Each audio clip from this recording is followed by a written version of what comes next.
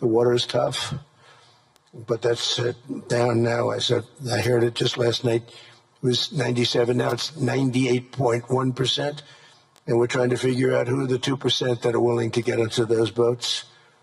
I don't think they watch television or the news. But we've taken out almost 100% of all of the drugs coming into the United States by water. And now we'll, I think, very easily stop them on land. That's the easy part. We wanted to wait till the other was taken care of. And earlier this month, thanks to the unrivaled skill, power, and might of the U.S. military, we have the most powerful military in the world by far. We captured the outlaw dictator, Nicolas Maduro, and the people of Venezuela are very happy about it. And we're having great relationships with the new leaders of Venezuela. The relationships have been good. We're opening up the country to our giant oil companies, and it's going very well. We've already taken out, think of this, 50 million barrels of oil, and a lot of that's going to go back to Venezuela. They'll do more income with us in a short period of time than they did in years, because as much oil as they have, and they have a lot, just about the most.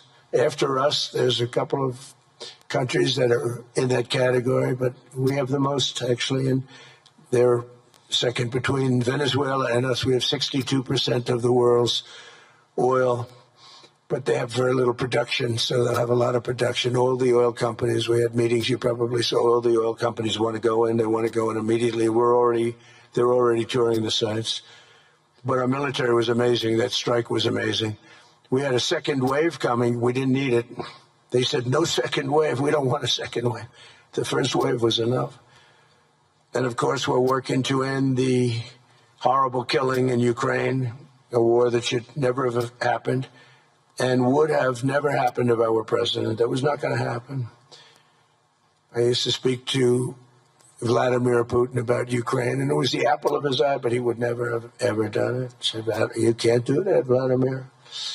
As part of this historic record of major peace initiatives, today we're announcing more details regarding the Board of Peace, so important. This board has the chance to be one of the most consequential bodies ever created, and it's my enormous honor to serve as its chairman. I was very honored when they asked me to do it. We had an idea to do it, and then they came, they said, you'll be the chairman.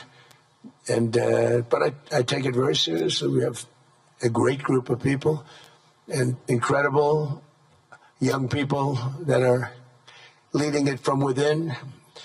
It's running beautifully, started already. And every country, just about every country, wants to be a part of it.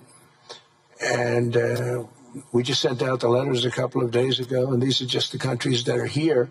They happen to be in Davos. So we said, would be honored if you wanted to join us up on the stage.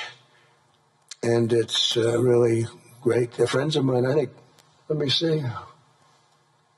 Yeah, every one of them is a friend of mine. A couple, let's see, a couple I like, a couple I don't like. No, I like, actually, this group, I like every single one of them. Can you believe it? Usually I have about 2 or 3 that I can't stand. Usually I have 2 or 3 that I don't like. I don't find them up here. I like every one of these people. No, they're great people. They're great leaders. And the Board of Peace is composed of leaders, the top leaders in the world, actually. Last October, we released a plan for the permanent end to the conflict in Gaza, and I'm pleased to say that our vision was unanimously adopted by the United Nations Security Council late last year. Under phase 1 of this plan, we have painstakingly maintained that Gaza, and we're going to have it very strongly, and that's what we have, maintained the Gaza ceasefire, delivered record levels of humanitarian aid. We've given aid. You know, you used to hear all the people were starving, and it was terrible. Now we have, you don't hear that anymore. We've delivered record levels of humanitarian aid. I want to thank the United States, but I want to thank some of the countries that are sitting right up here, because they've sent great aid, aid also in the form of money, where we go out and purchase food, and you don't hear those stories anymore with people starving. And secured the release of all 20, we secured the release of all 20 living hostages.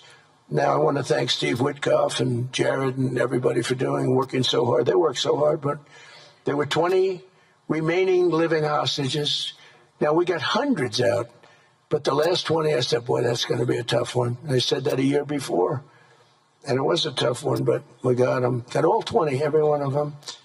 And we had also about 28 that were dead, but the parents wanted them just as though they were living, just as much. Some cases, it almost seemed more. It was amazing, actually, the love. But their boy had been killed. In just about all cases, young men. Their boy had been killed, and they wanted the body of the boy, and it looked like it couldn't be done. And with the exception of one, and we're close on the track of that, we've got them all, every single one of them.